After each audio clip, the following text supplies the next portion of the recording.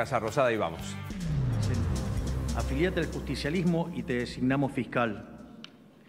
Menem contestó que no, que quería dedicarse a la profesión y que no iba a afiliarse por un cargo. Su pertenencia ideológica era innegable, pero sus principios inamovibles. Por un cargo no iba a hacer o dejar de hacer. Tenía otros objetivos y eran muy claros. Su primer cargo público fue gobernador. No tuvo escala previa en el Estado, no fue subsecretario, ni asesor, ni director, ni viceministro, ni diputado, ni ninguna otra cosa. Directo a la gobernación. Esto describe en parte su audacia.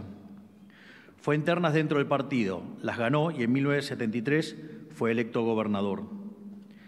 Del sector privado a la gobernación. Tal vez sea ese detalle que más lo distinga a Menem respecto del 99% de los políticos de esa época. Era capitalista como su padre. Venía del sector privado. Sabía ganarse la vida sirviendo al prójimo con bienes de mejor calidad a un mejor precio.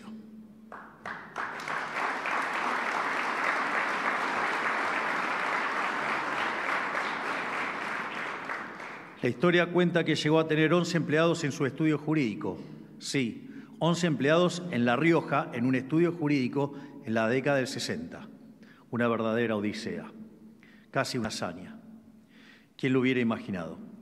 Tal vez eso explique mucho de lo que fue su trayectoria en la vida política, a la cual entra luego de haber trabajado 19 años en la profesión. ¿Pero qué más? Fue privado de su libertad desde 1976 a 1981. Estuvo preso en un barco, en Magdalena, Mar del Plata, Tandil y Las Lomitas. Varias veces al borde de ser desaparecido, pero tuvo la custodia de su ángel de la guarda, su hermano Eduardo.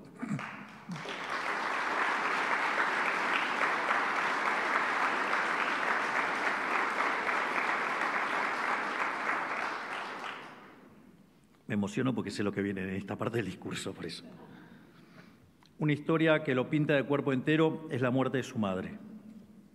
En el año 76, cuando lo detienen, se lo llevan preso a Buenos Aires. Su madre, Mojibe, en La Rioja, muy triste por su hijo, sufría mucho la ausencia de su hijo, y más aún porque estaba privado de su libertad. Todos hablaban de lo cariñoso que era Carlos con su familia, especialmente con sus padres. Un día lo llevan a declarar a La Rioja por las causas que le habían iniciado los militares. Su madre lo va a visitar a donde estaba declarando y se ilusiona con que lo iban a dejar en La Rioja, detenido pero al menos en La Rioja. Al otro día de su declaración lo suben a un avión militar y se lo llevan a Buenos Aires de nuevo. Su madre estaba mirando desde el balcón de su casa, observaba el avión y dijo muy triste, ahí se lo llevan a Carlos. Esa misma noche, en medio de esta tristeza, sufre una descompensación y muere al otro día en un infarto masivo. Eduardo solicita a los militares que le permitan a Menem, preso en Buenos Aires, asistir en La Rioja al velorio de su madre. Los militares se lo niegan. La persona que se lo niega fue el general Arguindegui.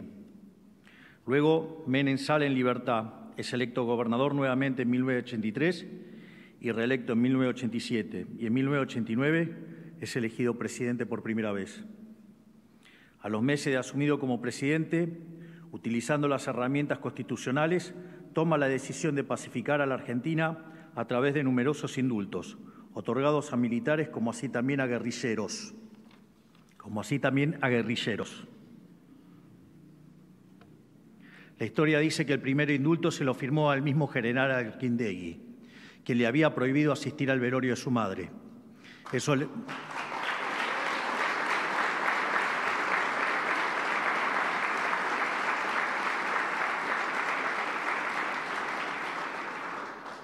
le costó a Menem diversas peleas familiares, con el señor Eduardo, por ejemplo.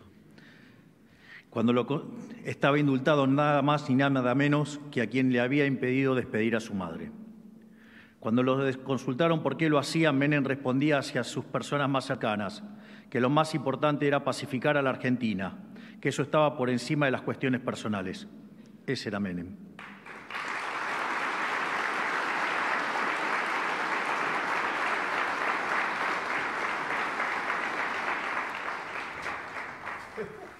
Por eso hoy estamos haciendo una... Bueno, allí está el presidente Milei haciendo un laudatorio homenaje a Carlos Saúl Menem.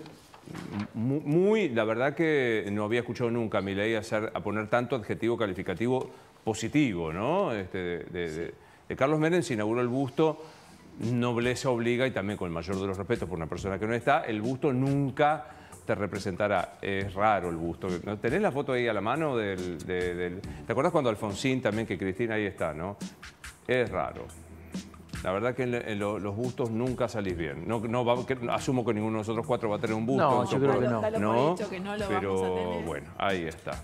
Bueno, salgo de esto, de los homenajes, y etcétera, para recordar que el viernes hubo un accidente que se está investigando para saber qué pasó, por qué dos formaciones del San Martín chocaron.